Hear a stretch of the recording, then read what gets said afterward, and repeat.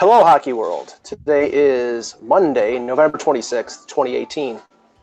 I'm Peter Tessier in Winnipeg. I'm Russ Cohen from Sportsology. And I'm Michael Agello on location, and this is the HockeyBuzzcast here on HockeyBuzz.com.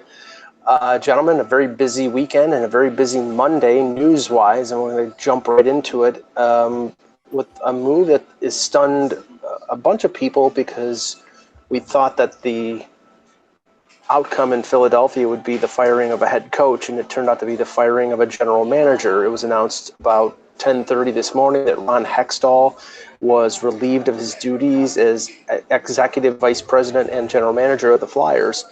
Russ, we'll go to you because you basically about 5 minutes before this happened said, I think Ron Hextall is getting fired, which I thought it was, all the time we've talked, I thought it was going to be Hextall, and now it turns out to be Hextall. Yeah, I didn't have any inside info. I came to that conclusion because there was a deal made, and all of a sudden the Flyers did nothing. No coach was fired. No player was fired. No, you're not fired, but sent down. Nobody was traded. They usually aren't that inactive. So that led me to believe that Ron was in trouble. And, he may have just walked out. We don't know. And, Parla's clearly upset about it. He may have walked out. But we don't know what the circumstances were. But the deal is this. Right now, rumors are going crazy.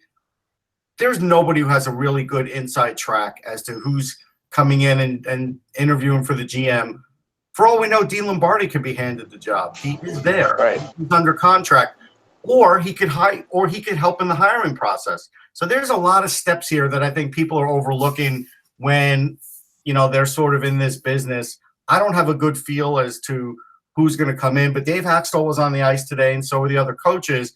So clearly they're going to go GM first, and then, everything else will happen as it happens. Well, I mean, that's the thing, Peter. I had expected if this was going to happen in terms of Hextall, I would have thought it would have been a sort of a clean sweep because now maybe that's too much turnover and they don't want to, they want stability on the ice at least for a little while, and then maybe they let the new general manager choose who he wants as a new coach. But now Darren Drager reported, and this is just early on because this happened a little over an hour ago, mentioned names like Ron Francis and Chuck Fletcher, formerly of the Wild and formerly of the Carolina Hurricanes. So, just first your reaction on Hextall and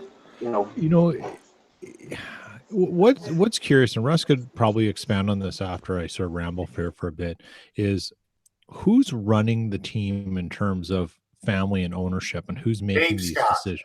Sorry? Dave Scott, who is the CEO, and he was formerly with the NLL, the National Lacrosse League. Okay. So there's definitely something. I think there's something to understand there in the vacuum of Ed Schneider and what's come in. I think there's probably some aspects of things there that have come in because Schneider was very hands-on, right? He had a vision, and and so that's a curious thing to me. Whether it means anything or not is another thing.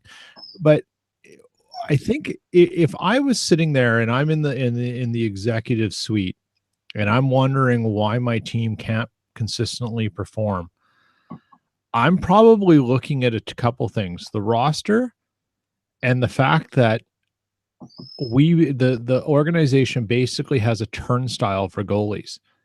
And to me, that would fall on the GM. Now, I'm not saying Hextall is the coach that is the long-term solution here, that if you change the GM, I think he's just next. But the weird thing is I don't get the timing. Like, why not? I don't get the timing right now because it seems it's better to get rid of the coach and see if you can get a bump from the coach. Then knowing that if Hextall is on your radar, you do it. But you don't wait till April to do it. You do it earlier because you want to have someone who has a good run into the draft and the busy season and understanding what you want. All this does really for the Flyers, it gives them a leg up on the organizational structure that they want to run the franchise as you head into the trade deadline then eventually, then through into the draft and UFA period. It gives them a different approach in a longer term to find that person or put the right pieces in place that they want to change what the philosophy has been, if we take their word that there was a difference in philosophy. Okay, here's the thing. All right, so That's my what he did do in this organization was he added layers to player development that I have been pointing out for the last 5 years. Is it 5 years? I guess 4.5, whatever it is, that I've been pointing out since he's been there. Because remember, he was inserted not even as the GM yet. He was Holmgren's assistant. And now Holmgren's outlived him. So he's added in that. He's added in more testing. He asked for patience. He did draft a lot better. They've been calling up players. But again, the hard and fast rule for prospects is you draft them and it's +5 as to the actual age of when they're really going to play in the NHL. Nathan McKinnon, Sidney Crosby's aside, that is the average. And so right now, this is the worst time to fire Ron Hextall because his plan is only 3/4 to fruition. What I think has forced this is lagging attendance because the 76ers are doing well. They had the process, but it's a different sport.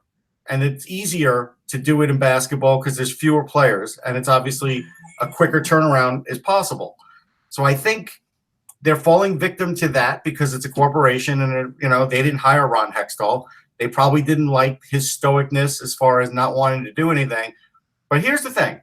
Even though things have been going wrong on the coaching staff, and I get it, maybe Hextall didn't want to fire Hextall. And if he didn't, then maybe they should have waited another week or two, regardless of what you and I think and what the fans think, because the bigger plan is really what's more important.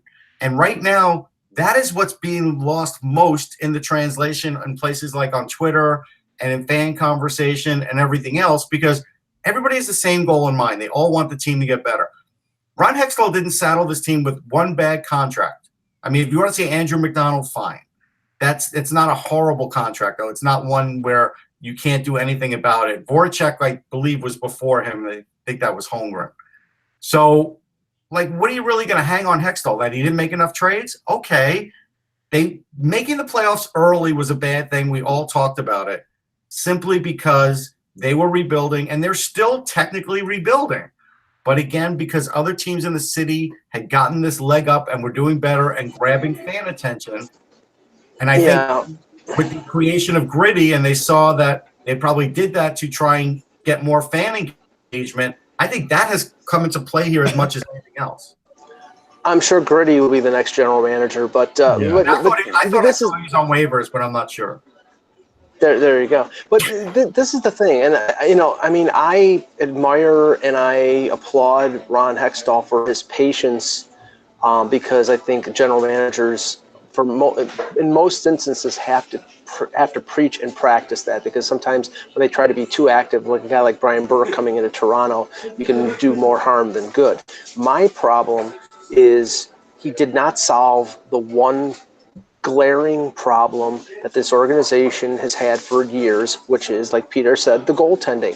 And it was right smack in his face. He goes in last year and trades for Peter Mrazek because he had to give up anything of major consequence. He goes into this season with Neuwirth coming off an injury, with Elliott being the inconsistent force that he is, and has to pick up Calvin Pickard off of waivers. And if you watch that game on the weekend in Toronto, I like Calvin Pickard, and I think he's an NHL backup, but you play him the third game in 4 nights. He played 2 periods in Buffalo. He played a shutout against the Rangers, and then they start him in Toronto instead of starting Stolarz, and he gives up 4 goals in the first 12 minutes.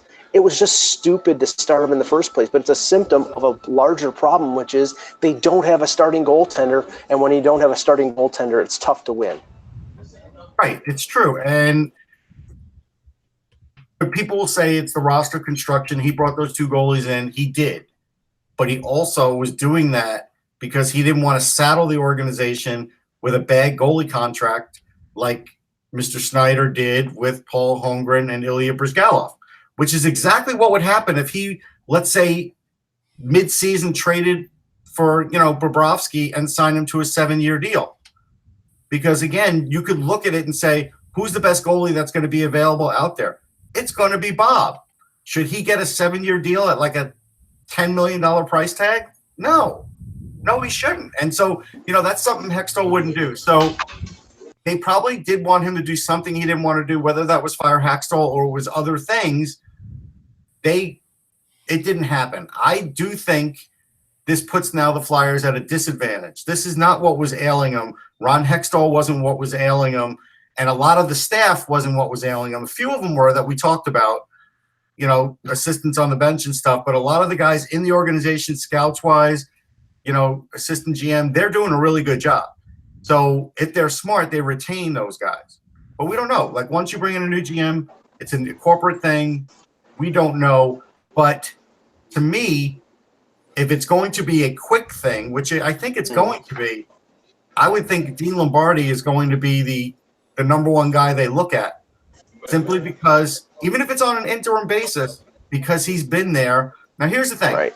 I know, and I already see it on Twitter, that people are like, why would you bring in Dean Lombardi? He signed bad contracts. He also did win a Stanley Cup. And at the end of the day, he had a very good team for a long time. He figured out his problem. He knew his problem was he rewarded loyalty. He talked about that. Everything else Dean Lombardi did was good.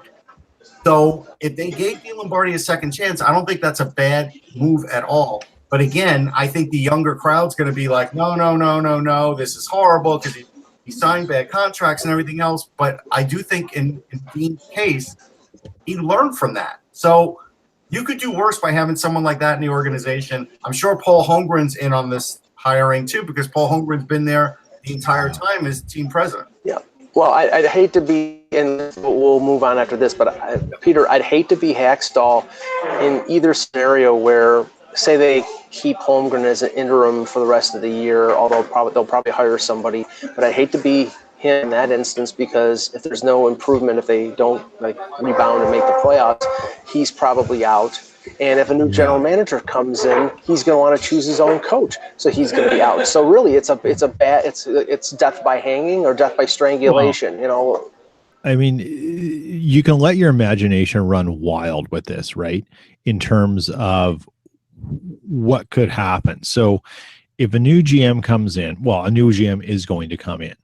That's a given. We just don't know who it is or when that happens.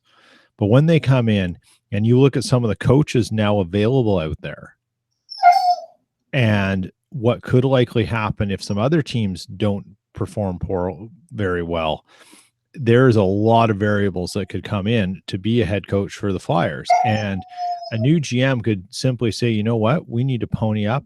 Hello, Quenneville.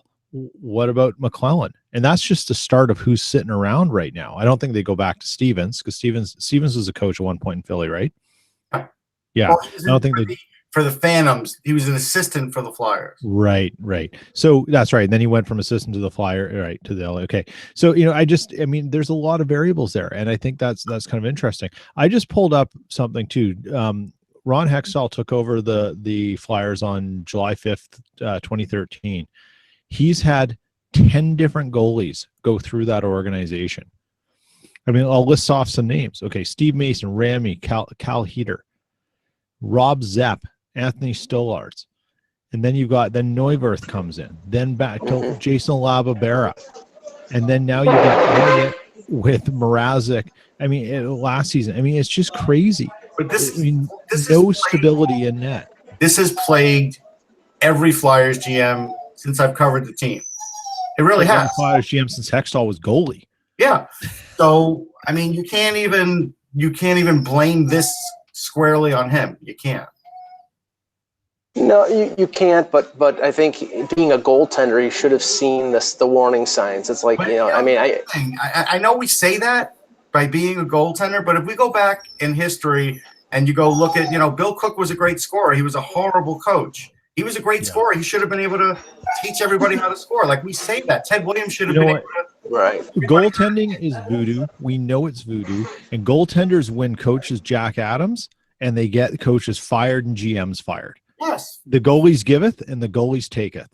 And in this case, that might be exactly what has happened to Ron Hextall, and pretty soon to Dave Hextall if he doesn't get some luck or change things around. Right. Now let's move on here because it was a rather significant trade made late last night, and this one sort of dumbfounds me. Now, just for the particulars, the Chicago Blackhawks and Arizona Coyotes, who've made numerous deals over the last few years. Yeah, I do want to correct it. Yes, Stevens was a head coach. That's right, because when he did take over as head coach for sure, I forgot. I didn't mention that right. Okay. Okay.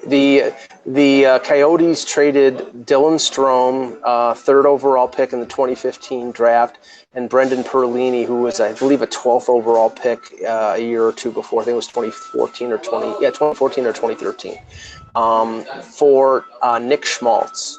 Now, Schmaltz scored 52 points last season, 21 goals, 31 assists, but only had 2 goals and I think 9 assists so far this year. And Strome had a really good year in the AHL, made the NHL this year, and I don't have his stats in front of me, Russ, but I don't think he wasn't doing particularly well. He wasn't, and he was in here a few weeks ago, and I could talk about that too. Yeah, so I mean, the thing I don't get here is Dylan Strome, and maybe he didn't earn it, but Dylan Strome never really got a fair shot in Arizona. Now, you can say he didn't earn it, but he had a great year in the AHL. You know, they traded for Derek Stepan. They traded for Alex Galchenyuk, so they traded for reinforcements up the middle. And that sort of shut off any avenue for Dylan Strome to be a top 6 forward. And, you know, I mean, I would assume you're picking somebody third overall. That was the aim, was to make him a top 6 forward. Now we've talked about his lack of foot speed and a few other things, but this is just a puzzling trade, and it has the potential to be a really beneficial one for the Blackhawks, who are getting a little long in the tooth, and this is 2 young players. But it's all a question of whether they turn out. Now, Peter, you go first. I mean, I think I like this deal for Chicago. I like it for Chicago, and I feel bad for Todd Cordell because he wanted me to chime in on this, and I got a little distracted. So apologies to Todd out there, but read the Hot Stove because it's good stuff, and Todd always does a great job. I think it's a good move for Chicago because what Strome can do is Strome has proven in the AHL that he can play as a center and be effective. So there's very few guys who can dominate and do well at the AHL who can't over time develop to be useful forwards in the NHL. I mean, there are guys who never make it, but the ones who do, particularly at that age, they can be useful in the NHL. So in this case, does Strome give the Blackhawks the ability to relieve Taves on some face-off duties in certain zone situations and stuff? And if that's the case, then you're giving Taves a little bit of a boost and a bit of a breather, and you might get more out of him and extend his usefulness if you're able to put Strome in certain situations. The other thing, and I read this on another site, and it's an interesting take, and I can't say it's accurate or not, but I think it's interesting, is there might have been some concerns that Schmaltz wasn't willing to take some of the physical punishment in his position on his entries and stuff. He wasn't willing to get a little dirty, as it says, and that was maybe growing weary on some of the team and management in where he was, and that playing in a different situation might be better for him. I think there's also some concerns about what his contract demands would be. I haven't looked up where Strome's contract is yet, but I believe he's still controlled for another few years. There's not going to be a huge boost in salary yet. Well, he's in the last year of his ELC, but he's been in the minors, so more than likely he signs a 2 year bridge, probably for like in the $1 million range. Where Schmaltz was going to get more than a bridge deal. Well, Schmaltz would have probably been in the same position that Ryan Hartman would have been if they hadn't traded him to Nashville. So I guess this is being preemptive in terms of Stan Bowman moving out somebody who he probably couldn't pay. But Russ, I mean, this is the thing. I think that Strome didn't really get a complete shot in Arizona, and the moves that they made, trading for Stepan a couple of years ago, trading for Galchenyuk this summer, they signed Christian Dvorak to a long-term deal. They were sort of like looking at their center position, as if Strome wasn't there. And now I think Strome, if he performs, he could carve his niche as a number 2 center in Chicago, playing with his former Erie Otters line mate Alex DeBrincat. Yeah, here's the thing. All right, Yeah. so I mean, after all this, after all these things that you just talked about, Arizona is still 2 slots from the bottom. They still have a minus differential. So I think this is shaking it up as much as it is making what you deem a good trade. I think the Hawks got the better of this deal because Strome is that magic 22 age. And like I just said, 22 point whatever age is the age where guys really start to click in the NHL, if they're going to be NHLers. And I think Strome is still on the edge. But when I saw him a few weeks ago, I thought that what Mike said is accurate as far Peter rather said is accurate as far as him being able to play the center position. His skating is not what, you know, Ryan's skating is, but it's better than Matthews. So it's like it could survive at the NHL level. I think he probably does need a new role. I don't know if he's a top 6 guy. And so that's where Chicago's always had that top 9 belief. And I think third line could be a nice way to start him off. I think him seeing a big guy like Anisimov play center could help him, because Anisimov had, you know, hiccups for a little while in his career and got him traded out of New York. So there could be maybe they can commiserate. But Brendan Perlini is a really decent player. Again, forget about where you drafted him. He is a guy that has size, has a little bit of speed, does have a really good shot, does go to the net, can play two-way hockey. And so, to me, they got an extra player out of this deal because I think they fully believe they can develop Dylan Strome, and I think they will to some degree.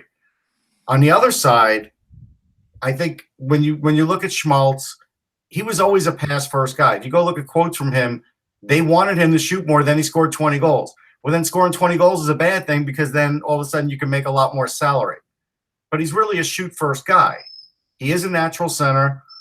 So if this was a way for Arizona to sort of figure out their center slotting and say, this will now shore us up, okay.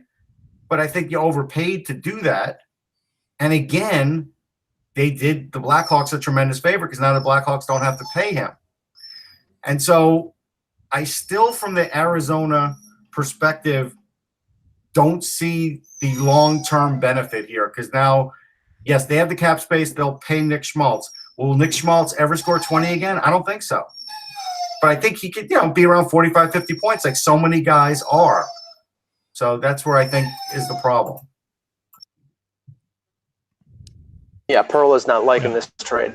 Well, Peter, no, I was just going to say, I mean, like I said, I still have hope for Strome. I don't know about top 6, maybe top 9, but I think, I mean, they can either have Anisimov play the number 2 or Strome. And I think if you're putting DeBrincat with Strome, which everybody assumes is going to happen, then I think he probably fits better as a number 2. But, the foot speed, I mean, I saw him play in the OHL. His playmaking ability is first rate. I just don't think that Arizona. He just got sort of lost in the mix there, and I think they soured on him because, and maybe this is the case, and teams shouldn't do this. You look at who the picks around him were, and you say, okay, he's nowhere close. He's not McDavid. He's not Eichel. He's not Marner. He's not even Noah Hannafin in terms of where he is in terms of his maturation process. But players mature differently. So, maybe he can be a very effective player, and it takes a year or two longer. But they lost patience, and they're going for somebody who they think is there right now, and I get that. But in the end, I think Stan Bowman made a good deal. Yeah, I think Bowman wins on this, and it'll be really interesting to see how it pans out. I mean, again, Russ, I think you brought up sort of some of the history of what Arizona's done here. And again, John Chayka gets a lot of he gets some praise for things, but I still can't figure out what he's trying to build. I don't think anybody can. Yeah, and that's where I have some sort of questions about how good is he really? He's good at making deals and that he can get deals done, but he's coming from a position of strength because he can take garbage in terms of bad contracts if he wants to and has. But what's he really building? And that's really hard to see. I will tell you this. Yeah. It's sort of like I just watched the documentary on like Orson Welles' Last Picture. And the only reason I bring that up is because nobody knew what Orson Welles wanted, even after the fact, to try and even finish that film, because it was in the head of Orson Welles. I don't think anybody in Arizona other than Chaika knows exactly what the plan is for Arizona.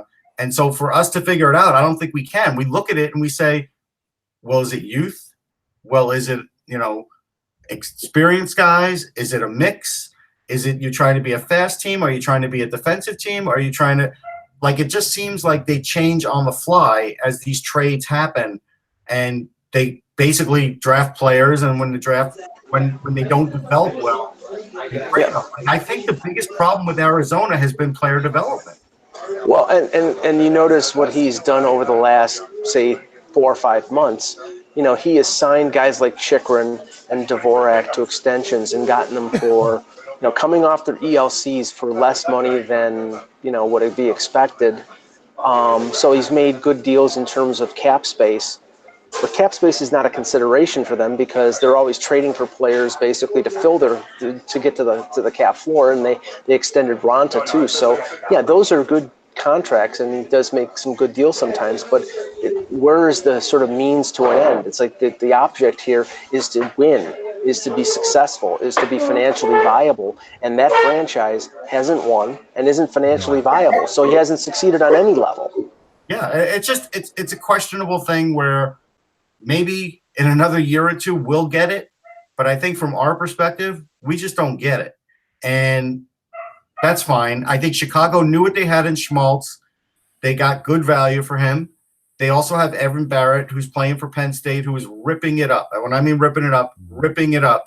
He's 19. Maybe in 2 years he's ready to play. Maybe they know that. So they say, you know what?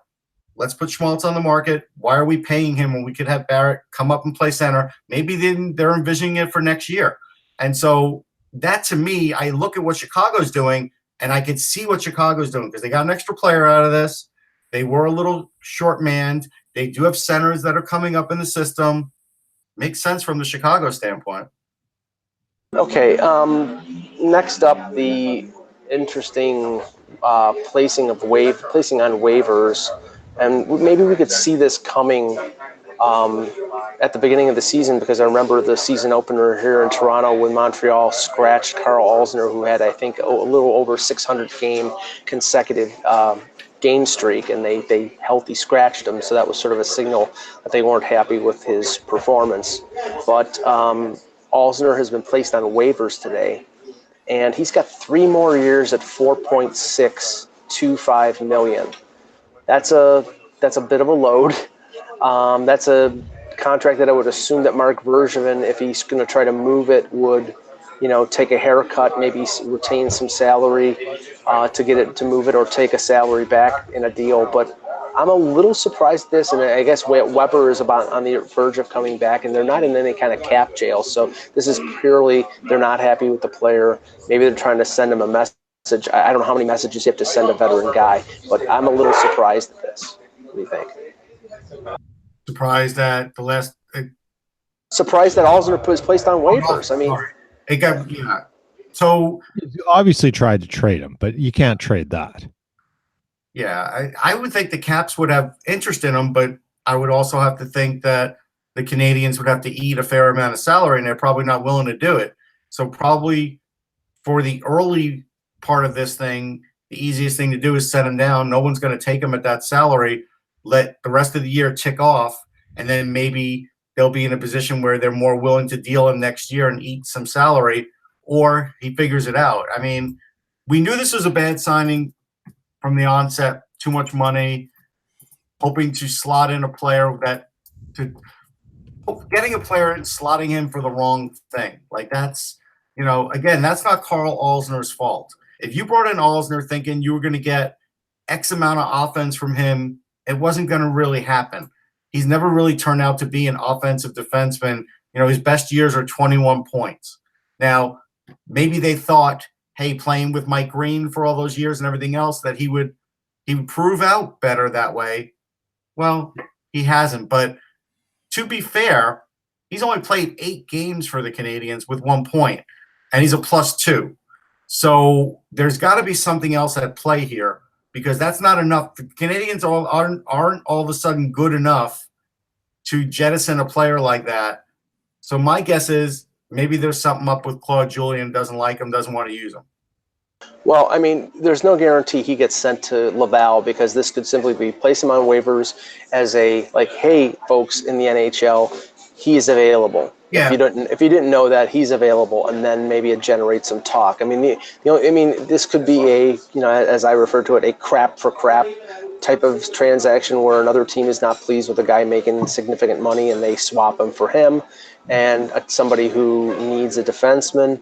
Or it could be a scenario where they save $1 million on the cap by sending him to the AHL, rather than, because the salary retention will be or the salary the deduction is, I think, a little over $1 million by sending him to the AHL off of the cap.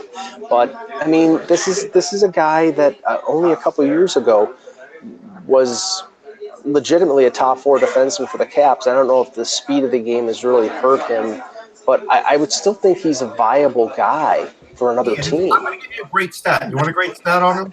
His last 5 consecutive years, he's played 82 games. 6 out of 8 years, he's played 82 games. So he's super durable. He's super durable. And so if nothing else, there's certainly a role for him to play in the NHL. I think this has to do with the way the coach plays, and it's just not working out, because there's no reason other than, hey, we paid too much money for him to have this happen. Now, what Mike said may be true, and it may be that he goes back into the lineup. But if he doesn't, then this could just be the coach saying, I don't have a spot for him. Yeah. And Weber's coming back in the next week or so. Yeah. I mean, the other thing too with Ulster, I mean, that contract's a whopper. You sort of forget about these things after a while, and you look at it and go, whoa. It's not Seabrook bad, but it's bad. And you wonder sort of, okay, you trade him. If Bergeron's tried to trade him, he's got to take on, he's going to have to eat probably half of it. And they're already paying out on a buyout for Steve Mason, and that just might not be acceptable from a budget standpoint. Right. Eating half a thing, plus they got another year Steve Mason at $1.3 million. So you're going to have almost $4 million in eating of someone you're not there. And, and then that just may not be appealing to Jeff Molson, no matter how much money he has. I mean, I think that's a possibility, but I also think it's the fact that, I mean, yes, you don't want to retain salary, and remember, if you retain salary on a deal, it's the same amount for each year. So you got 3 more years, and he's making 4.6.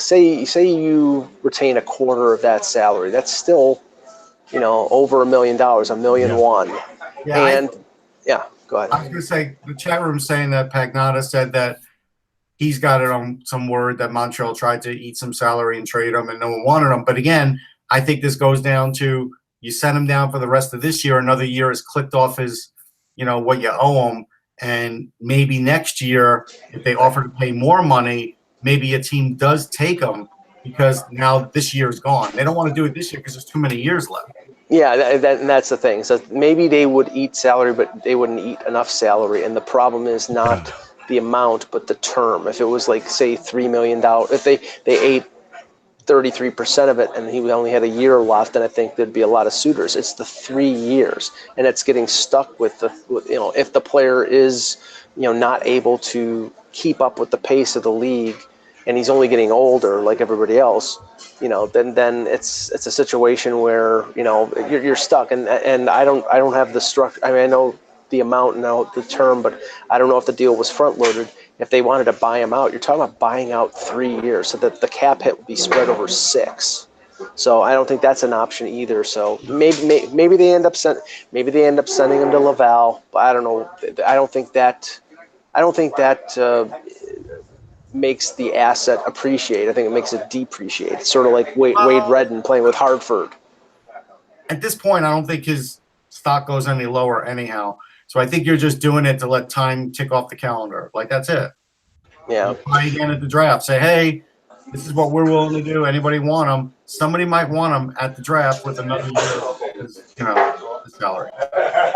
And there are teams out there looking for defense. Although, like I said, I think that the fact that he's got 3 years left is going to scare away a lot of teams. Now, okay, let's give a little bit of a Nylander update here. On the weekend, Chris Johnston from Sportsnet reported that there are still talks of a 6-year deal possible. The price that apparently the Nylander camp would accept, which is well off the $8 million plus that they were talking about a few weeks ago, was around $6.9 million, so under $7. Eck posted, and I think this is a possibility because we know that the Nylander camp is basically all about money. They're looking for, if they can agree on the amount, and they said there's a distance of about $500,000 between the two sides. The speculation is that Nylander's camp wants most of the first year, or a significant part of the first year, is signing bonus, and that's where there would be problems for the Leafs, because one of the benefits of signing him this late is, and you've seen Cap Friendly send this out, they can basically allocate more money on the cap in the first year of a prorated first year of the deal. So say it would be the cap hit this year, with the Leafs having over $12 million in cap space, would be over $7 million, and then the cap hit for the remaining whatever years, this is on a 6-year deal, would be like 6.2. So it would benefit them going forward. But apparently the distance between the two amounts would be less if they give him heavy signing bonus in the first year. So that's one thing. The second thing is, you're rewarding a player for holding out, for a contract impasse. I don't think that the Leafs are going to say, "Oh, Willie, it's okay. We'll give you $4 million in signing bonus." We have to take emotion out of this. This is strictly financial. Yeah. This has nothing to do with like that. I think that's why I said the first thing, Russ. I think if you're talking about it dispassionately in terms of money and numbers, that's the reason why they wouldn't want to do it. I mean, I'm just expressing my situation, where my feeling is that, and maybe somebody in the Leaf organization too, where it's like, okay, you've held out for 2 months, or you've negotiated, and at the 11th hour you're finally coming down to a reasonable number, and we're gonna give you a financial windfall for that? No. All you're doing is sending a message to Matthews and Marner next year. If they do that, they can get like $12 million in sign bonus. No friggin' way. Yeah. Well, I think they're at a financial point where this is the last ditch effort before a trade. So they got a little closer, and they may find that exactly what you're saying is just not palatable with the signing bonus. And they might say, look, here's our final offer, slide it over on the table, let us know by tomorrow, because otherwise, we've got to do what we've got to do. Because they're certainly not going to let it go down to like the last 24 hours. I really don't believe that. And I don't believe it's a good move to do that, because then they lose leverage. I think the whole world knows they're negotiating right now. Even if the negotiations break off, he's still worth a lot. But again, if he doesn't play at all, I think that does diminish him. So I think, and they probably know that. So I think something's going to happen. If I still had a bet on it, I still would say they're not signing him. I think this is just Kyle Dubas doing his last-ditch effort, due diligence, whatever you want to call it. Peter, I get the feeling that it's close. Everything around here in Toronto is, is it a bridge or is it a long-term deal? The trade talk is sort of petered out, and the fact that if a trade does happen, I think it would be a rather big shock. I still think that if he signs a bridge deal, if he signs a long-term deal, it's the last contract he's signing in Toronto. And I think the only reason, and this is just my personal feeling, the only reason that they're signing him to a deal if they can get him on a good number is because cost certainty in terms of a trade is much better than a situation where you're trading a guy who is a few days away from not being able to play in the league. So if they sign him to a deal, they may use him for this year, keep him this year, and play with Matthews, hope his numbers are good, and then at the draft, you got an asset with 5 years left or 2 years left in a deal at a cost certain point that you can trade for whatever you need. Yeah, that might be easier to trade him, knowing for the acquiring team, knowing that this is what we're in for, and therefore we know where and there's no question that any team that trades for him is going to have a pretty good idea of what the ask is going forward if Nylander keeps producing at what he's doing. So it gives you some relief. It gives you some ability to say, well, this is the parameters we're working in. We've got this is the system, and this is what he feels he's worth. And you can work around that. It gives you time to prepare. So yeah, it's probably easier. I mean, these things are just kind of goofy, right? Like, you know, the last one to be traded in the well, I guess it was Kyle Turris, right? And Kyle Turris. Yeah, Kyle Turris, but he did play a while before he got traded. Right. Yeah, but about 2 weeks. Ryan Johansson is similar. It was the next season. Right. And that's, you know, so I mean, it's all a curious thing, and you know, we can spin this any way we want, but I think, Mike, the one thing that's super interesting is all trade chatter has just gone quiet. And that's probably the most. There's no trades to be made. All that means is teams may have said, "Hey, Leafs, this is what we'll give you." Yeah. And they have 3 or 4 offers on the table, and they said, "All right, you know what? Let's try and do this one more time. Right. If not, let's relook at these offers." You know, that's consistent with what I've seen here, because the number of scouts, I mean, it peaked about 2 to 3 weeks ago when, you know, Carolina was here every game, and, you know, St. Louis had a couple, Philadelphia. Now all of a sudden the scouts are down to the normal level for mid to late November, which is 4 or 5 for the game, and that's it. So, I mean, yes, they may have done their due diligence. They tabled their offers, like it was reported that the Leafs had asked them a couple weeks ago. The offers are in, and now they have them, and they say, okay, now we'll go back to him and see if we can get him under a deal, get him under a contract, and if we can, great, and if we can't, then we have the fallback position of making a deal.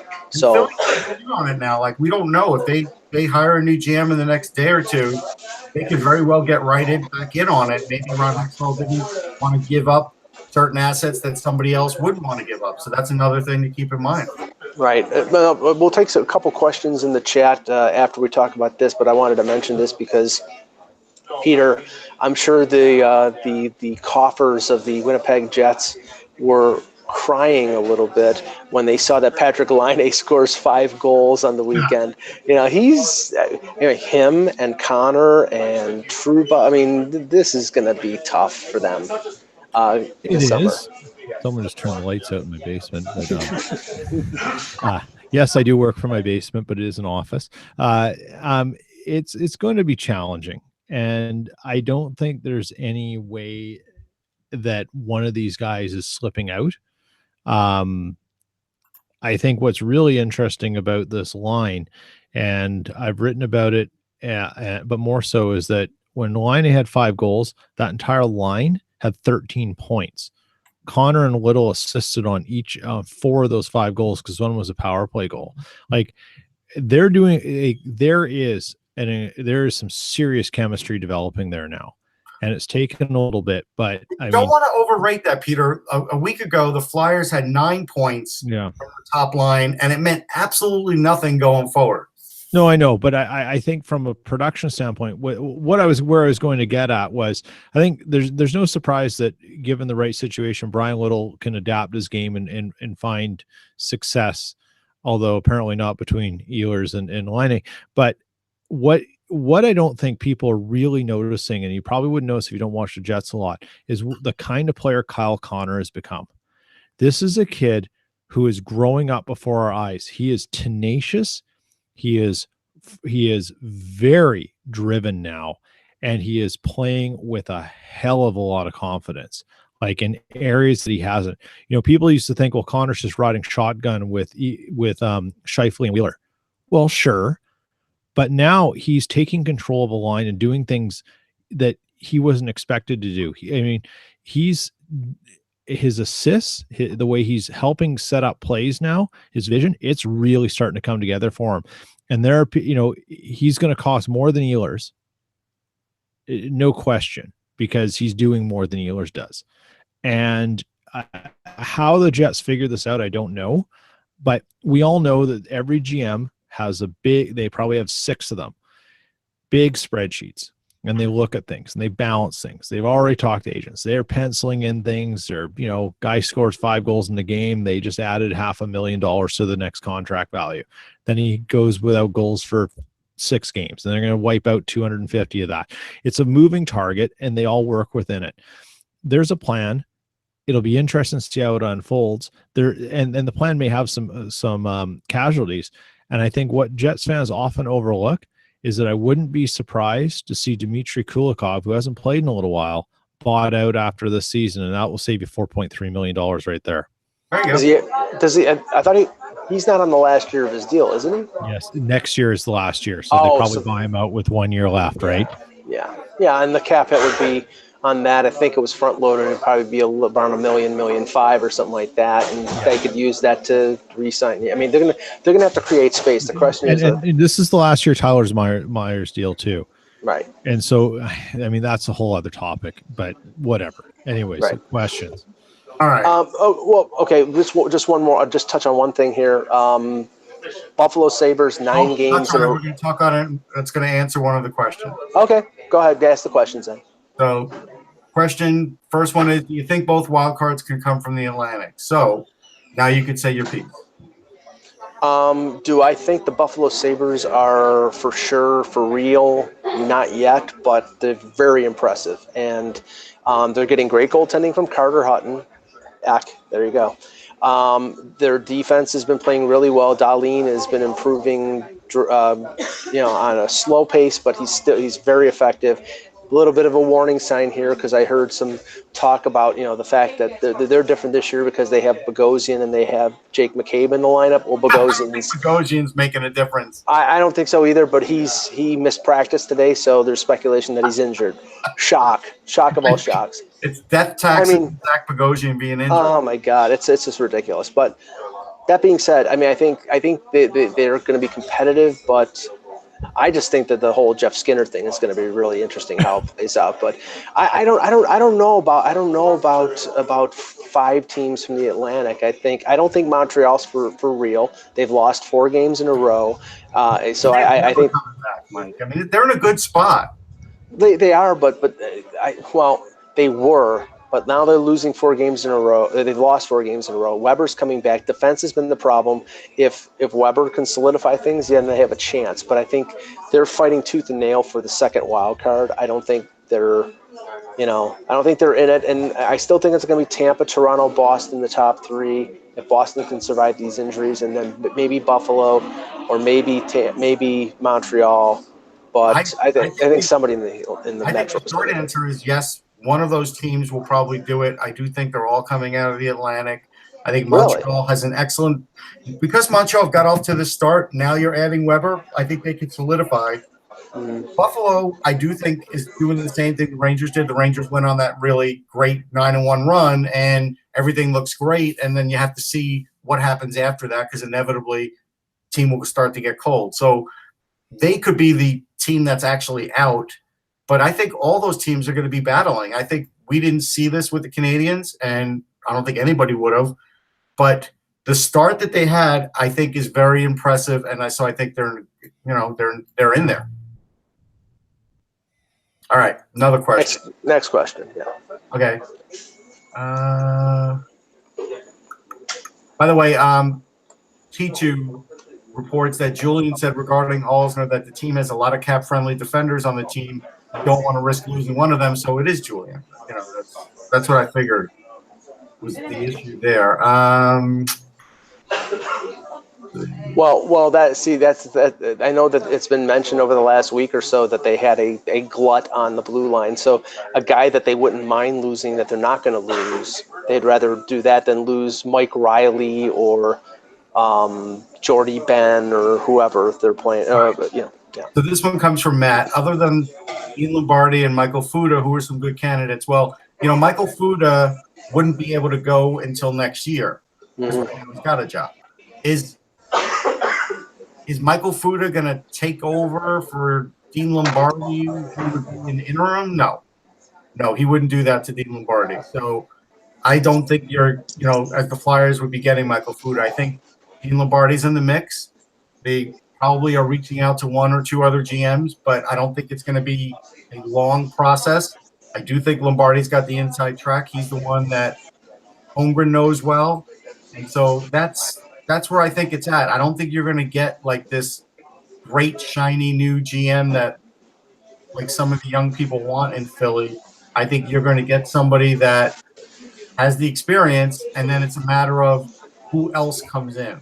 Peter, how about Mike Gillis? I'm waiting for Mike Gillis to make a return to the NHL. I think he will. I think it will be very interesting when it happens, and I would love to see the Flyers take a chance on that. But if you bring in Mike Gillis, you're getting rid of some other things in that hierarchy, I think. All right. I think that's his condition that he comes in. Yeah, I don't think Gillis would come into Philly, not because he doesn't want to. I don't think they would bring him in because, again, with all the other teams doing well, they're going to have to trot in somebody that's, got a history. Otherwise, it's not going to be seen very well, I don't think, by the fans or the media. So who, here's the thing. When you think about GMs, who's out there right now? Well, like we said, Lombardi is definitely Lombardi. But I mean, who you sort of go outside of that? Well, curious thing, and do the Flyers take to learn something from the Leafs and say we have to bring in a new way of thinking? We have to reach a little bit to a different place. They don't have the time for that kind of search to make that happen. So I think the answer to that is no. They're gonna go with an experienced hand, and Drager mentioned Ron Francis and mentioned Chuck Fletcher, who are two recent firings who have a lot of experience. And I think Ron Francis is a good GM. Did a decent Francis job. Will get an interview. I'm not sure if Fletcher would, but I think Francis would because again he didn't leave his team in bad cap space. Right. This was an issue where the owner wanted to do something differently than the way Ron Francis is, so he moved Ron Francis. So I think Francis could get a look for sure. There's not a lot of guys out there. That's the reality. Unless you are going to hire somebody that's really off the grid, or you're going to bring back Mike Keenan. Or how about Tim Murray? Yeah. So I don't think any of that's going to happen. I don't think Murray would be coming in. I don't think Don Maloney would be coming in. I think it's a really limited pool. I think. And you have to factor in Holmgren's connection to USA Hockey. If there are any USA Hockey guys out there, then maybe that would be. Well, Holmgren's worked with Lombardi on the USA Hockey. Right. So that does give him a leg up. I mean, let's just say this: if I didn't think he was in sort of semi-retirement right now because he's being very effective and very entertaining on Sportsnet as a commentator, I would think Brian Burke would be a candidate. Brian Burke. I think he probably would be, but I think he likes what he's doing. I agree with that. All right. So another one. Let's see. This one. Thomas asks, how will Buffalo deal with cap space if they decide to sign Skinner? Well, Bogosian, I think, will probably have a year left. They may buy next year, and then he's done. They get cap space from Matt Molson, his contract expiring, so that's one. They'd probably buy out or trade Bogosian, hoping that he stays relatively healthy. I think that there's a possibility that there's some talk around here about them trading Sam Reinhart a year ahead of his next big salary. Let's address this, right? There was all this talk that Ristolainen had to go. And now that Ristolainen's got another competent defenseman there and doesn't have tons of minutes being thrust on him, they're keeping Ristolainen. So I don't think Sam Reinhart's going anywhere. I would actually disagree with that. But I do think with Molson and Bogosian, with those moves, I think you're fine. I also, like Nathan Beaulieu, I don't know what his contract status is, but he might come off the books. There are young defensemen. We already talked about Lute or Pilot is up there already. Yeah, Beaulieu is $2.4 million. And he's an RFA, but if they don't qualify him, then that would open up the space. Plus, Pominville's a UFA. He's 5.6 on the cap, and if he does come back, they'd probably get him at a lesser amount. So they can like two. Yeah, they can open up cap space, and there are other. You could trade Sobotka. You could trade Counter. Well, I don't know if you'd want to trade Connor Sherry because he's a speedy guy, but yeah, I mean they have some room to work with. Actually, so here's another one. How about Garth Snow as Philly GM? I don't believe that'll happen because he's still being paid by the Islanders for a very long time. All right. What else? Let's see. There was one other question that was good. It was a Leafs question. Okay, Russell. This is from Steve. Russell, Mike, and Pete. Sorry. Do the Leafs need a top 4 D-man more than we need Nylander, in your opinions? Of course they do. Yes, and that's why I understand why they want to sign Nylander if they can get him on a reasonable term, reasonable amount. I still don't think that this solves their problems. And my question is, and we can ponder this, is if they sign Nylander and they sign him long term, does that make Kasperi Kapanen available to get the defenseman? Because he's going to expect to get paid not as much as Nylander, but I think the Leafs, Mike, there's no question the Leafs have the assets to get a defenseman. I don't think they'll have a first round pick that should be in play. There's no question. It's finding the right guy. The other and the reason I think one thing that maybe look, everything gets talked about in Toronto, but the Leafs are a Freddie Anderson injury away from a epic disaster about it. Right now, if I had to give out an MVP of the league, I give it to Anderson. And you'd have a hard time. It's not a bad choice. It's not. Like he's playing. He's insane.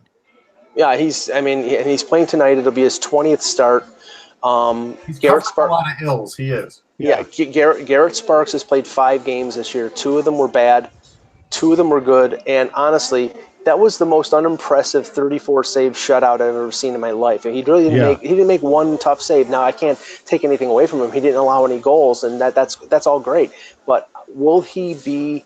If Anderson is out for a couple, my evaluation of a backup goaltender is when a starting goaltender goes out for 4 to 6 weeks, can the backup step in for the number 1 guy and keep the team's head above water? I don't have that confidence in Garrett Sparks yet.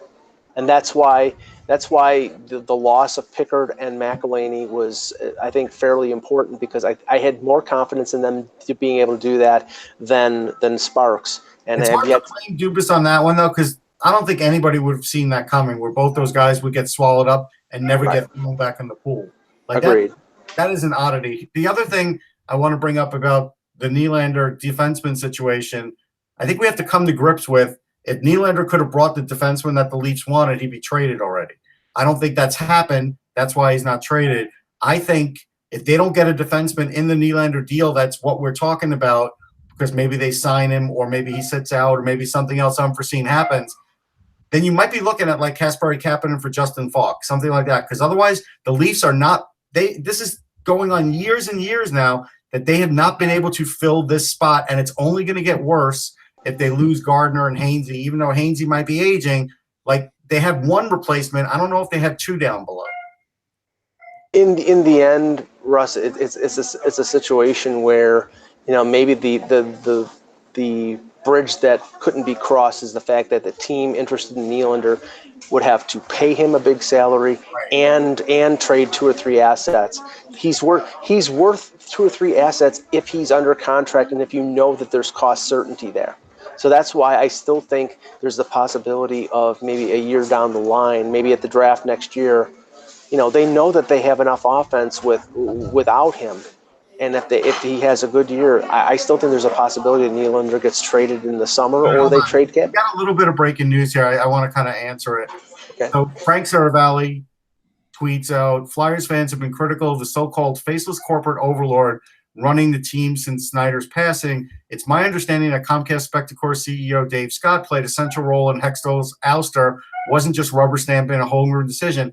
I don't think anybody in the world thought it was anything else.